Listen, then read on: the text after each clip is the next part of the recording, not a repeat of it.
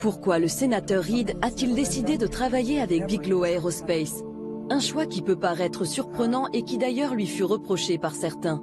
Il se justifie aujourd'hui. Je voulais dépenser cet argent et nous avions 22 millions de dollars. Mais on ne pouvait pas donner simplement l'argent directement à quelqu'un. Donc nous avons fait un appel d'offres auprès des sociétés intéressées. Bigelow a fait une proposition et l'armée américaine a trouvé qu'elle était la meilleure. C'est pourquoi il a eu le contrat. Il l'a eu pour plusieurs raisons. Tout d'abord, il était intéressé par ces objets depuis très longtemps. Et donc il a proposé des choses qu'aucun autre contractant ne pouvait proposer, ne serait-ce qu'en termes de bureaux et de technologie. Et il a fait une excellente proposition, et c'est pour cela qu'il a eu le contrat. Et je suis content que ce soit lui. Alors sur quel domaine la société Bigelow Aerospace a-t-elle travaillé? Sur ce document récemment déclassifié de la DIA, le département du renseignement militaire américain, on découvre les recherches menées par la firme. Au total, 38 sujets d'études très complexes qui concernent des technologies futuristes et non maîtrisées aujourd'hui. Par exemple, l'antigravitation, la propulsion nucléaire dans le spatial, la recherche des trous de verre permettant de pénétrer des univers parallèles, l'énergie négative ou encore la magnéto-hydrodynamique. Ce n'est pas un hasard si ces recherches de pointe ont été menées par Bigelow Aerospace. En 1995, avant même de fonder sa firme, Robert Bigelow crée le National Institute for Discovery Science dans le but d'élucider de nombreux mystères scientifiques dont les ovnis. Il y investit des millions de dollars de sa fortune personnelle. C'est simple, pour les spécialistes, Robert Bigelow est un héros national. Robert Bigelow a dépensé plus d'argent que n'importe qui dans le monde, de son argent privé, pour financer des recherches sur les ovnis. D'après moi, c'est un héros au sein de la communauté ufologique. C'est un homme intéressé par les étoiles. Il a fondé Bigelow Aerospace à Las Vegas, qui construit des habitats gonflables pour l'espace. Je suis heureux de savoir qu'il a du succès, qu'il travaille avec la NASA, avec le programme spatial. Je le remercie pour le temps passé ensemble. Cela nous mène dans la bonne direction en termes de divulgation et je suis très enthousiaste. Au fil des années, des personnalités sérieuses et incontestables ont travaillé auprès de Bigelow. Le docteur John B. Alexander, pilier du laboratoire de recherche militaire de Los Alamos, ou encore Edgar Mitchell, le 6e homme à avoir marché sur la Lune. Et après des années d'études, leur verdict laisse sans voix.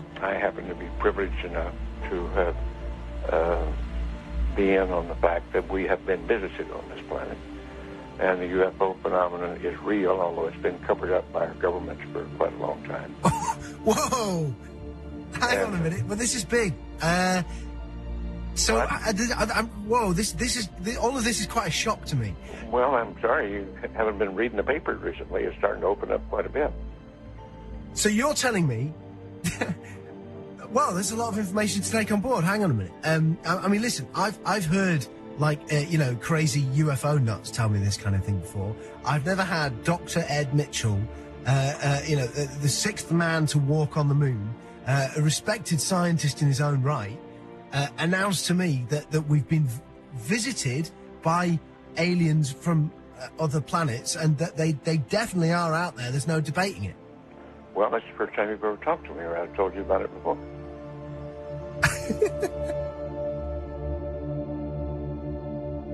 Ces observations d'OVNI n'ont pas seulement lieu aux États-Unis.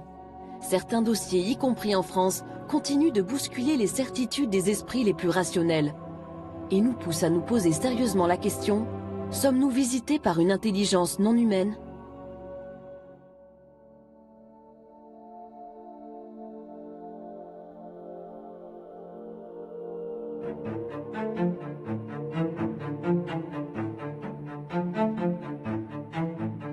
Parmi les cas qui ont été examinés au GEPAN, il y a le cas de Valensole. La rencontre rapprochée de Valensole est un cas extraordinaire, était un cas mondialement connu. L'histoire se passe le 1er juillet 1965. L'agriculteur Maurice Masse est dans son champ ce matin-là, vers 5h30. Il commence à travailler. Il aperçoit des gens qui sont dans son champ de lavande. Et il pense qu'ils sont venus avec une voiture, à l'époque c'était une Dauphine, je crois. qui sont en train de faire fouiller dans ces lavandes. Et en s'en rapprochant, il se rendra compte que c'est pas du tout une voiture, que c'est un objet assez étonnant, mais surtout, il y a deux entités de petite taille qui sont à côté du vaisseau et qui semblent faire des prélèvements de lavande. Et là, à sa grande surprise, il constate qu'il a affaire à des petits êtres qui se retournent, et l'un d'entre eux va sortir de sa poche une espèce de tube qui va le paralyser. La paralysie du témoin, c'est quelque chose de tout à fait curieux, puisqu'en fait, il avait toute sa conscience, mais il était paralysé sur le plan musculaire. Et le vaisseau va partir immédiatement. Alors il a dit, je pouvais plus bouger, je pouvais plus faire un mouvement, mais j'étais bien. J'étais bien, mais je pouvais plus ni avancer, ni reculer, j'entendais tout, je voyais tout, mais je pouvais plus bouger. Alors on peut imaginer peut-être qu'elles l'ont immobilisé comme on immobiliserait une bête sauvage, sans vouloir de faire de mal, si jamais elle se rapprochait un peu plus de nous. Il a dit, et ça, pour moi, c'est une phrase que j'oublierai jamais, dans leurs yeux, je lisais de la bonté. Dans leurs yeux, je lisais de la bonté. Et bien ça, pour moi, ça résume toute l'histoire. On n'invente pas quelque chose comme ça. Il rentre chez lui, et là, il va tomber dans un profond sommeil qui va durer plusieurs jours. Il dormait sans arrêt, il fallait que sa femme le réveille. Il fallait que son épouse dise « Maurice, réveille-toi, ça fait 10-12 heures que tu dors ». Alors ça s'invente pas non plus. Il ne pouvait plus garder une montre, ou à l'avancer, ou à le reculer, ou voilà. Une montre, il ne pouvait plus s'en servir, voilà. Ça lui servait plus parce que la montre n'était jamais à l'heure. Les gendarmes vont se rendre sur place, ils vont constater qu'il y a une trace au sol. Il y a une trace qui est tout à fait particulière et qui est étonnante. Cette trace, elle consiste en un cylindre qui est creusé dans le sol, avec 3 trous obliques qui partent au fond. C'est lisse, comme s'il y avait un outil qui avait donc forgé ce sol. Et puis des traces de plot qui visiblement est en appui sur le sol. Il y avait un trou, donc, et dans lequel j'ai envoyé ma main sur à peu près une hauteur de 50 cm et qu'on pouvait dire qu'il y avait comme s'il y avait des griffes qui s'étaient comme une arrimage. C'est bien ça, hein, dire bon là. Et là, tu vois ici, là, de ce côté, il y avait les amandiers là. Ouais. Et derrière les amandiers, je me souviens bien, il y avait le vigne. Ouais. Il y avait des amandiers à l'époque qui étaient plantés en rang d'oignons. Et selon la trajectoire d'envol de ce qu'on pouvait appeler l'engin, la partie gauche des amandiers était jaunie comme par une forte chaleur. Alors c'était surprenant parce que d'un côté de l'amandier c'était vert et de l'autre côté c'était jaune. Il faut savoir que pendant 10 ans, il n'a plus rien poussé. Il a replanté de la vanne, il a replanté du blé. Pendant 10 ans, sur ce petit morceau, c'est pas parce que c'était pas quelque chose d'immense, hein. Donc il n'a plus rien poussé. Ça lui est tombé dessus. Il n'aurait jamais rien dit à son meilleur ami. Peut-être que l'histoire se serait arrêtée là, quoi. Il aurait emporté avec lui. C'est la presse qui est arrivée, puis la presse locale, puis la presse régionale, puis nationale et internationale. Et à partir de ce moment-là, le monde entier est arrivé. Le petit village de Valençol est en émoi depuis 48 heures avec l'apparition d'une soucoupe volante. Je me trouve au Café des Sports de ce charmant petit village. Il fait très chaud, les joueurs de belote s'en donnent à cœur joie. Dites-moi, messieurs, le principal témoin de l'affaire, M. Mas, est parti en vacances. Est-ce que quelqu'un pourrait me raconter quelque chose? Est-ce qu'il y a quelqu'un qui a vu ou à qui on a raconté quelque chose? Allez, monsieur Moisson. Le patron de l'établissement, M. Moisson. C'est aujourd'hui. M. Masson est aujourd'hui la vedette du village. Vous fûtes en quelque sorte le confesseur de M. Mas qui était dans son champ lorsqu'est apparue cette soucoupe volante. Alors racontez-nous. Ça, la matinée, Maurice Mas est venu, c'était un ami.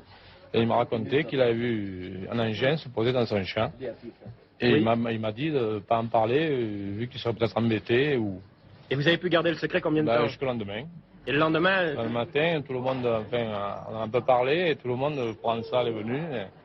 Tous les journaux de la région sont venus, voilà. L'engin s'est posé là-dessus. Les empreintes sont très visibles. Sont très visibles, oui. Et ce n'est pas quelque chose qui peut être fait par des amateurs? Non, par aucun appareil connu, je ne crois pas. Est-ce que M. Mas est une personne qui s'amuse à faire des blagues de temps en temps? Non, moi, là j'ai eu l'impression que vraiment il a dit la vérité parce que vraiment il était un peu émotionné de l'engin qu'il avait vu. Hein. Cette affaire, elle a suscité beaucoup de réactions. Il y a même par exemple le professeur Yves Rocard qui était quand même académicien, et qui s'en est occupé. Il y a beaucoup de gens qui ont, à l'époque, qui ont parlé de cette enquête. Mais ce qui est intéressant, c'est que au GEPAN, on avait les 3 rapports de Jean Hermery. Le GEPAN classe aussitôt ce dossier stupéfiant parmi les cas les plus inexplicables qui lui ont été soumis. Même le père de la bombe atomique française, Yves Rocard, se penche longuement sur l'affaire. Et justement, le nucléaire semblerait avoir un lien très étroit avec le phénomène. Les tests nucléaires, il faut le savoir, c'est quelque chose quand même qui est effrayant, parce que 540 bombes nucléaires ou thermonucléaires qui ont été balancées dans l'atmosphère, c'est énorme. Et ça correspond, dans la période entre 1960 et 1961, à une explosion tous les 3 jours, faite par les Américains ou les Soviétiques.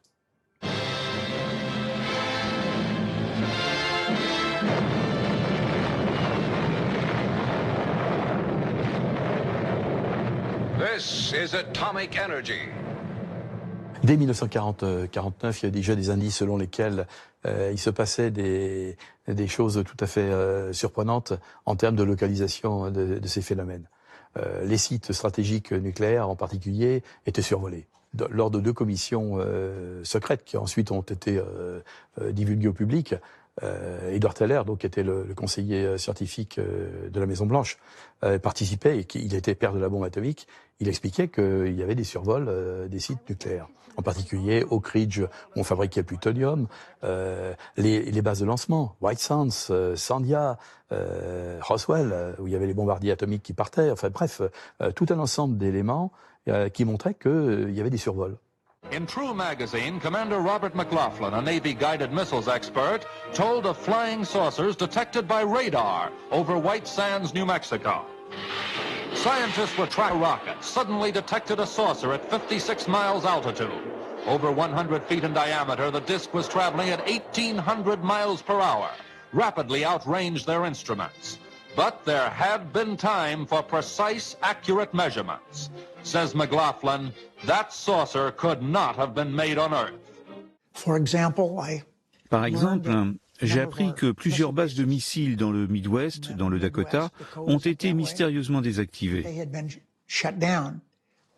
Parfois, les militaires sont même sortis dehors et en pleine nuit ont pu voir des objets dans le ciel. Dans certains cas, cela a même interrompu les communications sur la base. Et ça n'est pas arrivé une seule fois, mais plusieurs fois.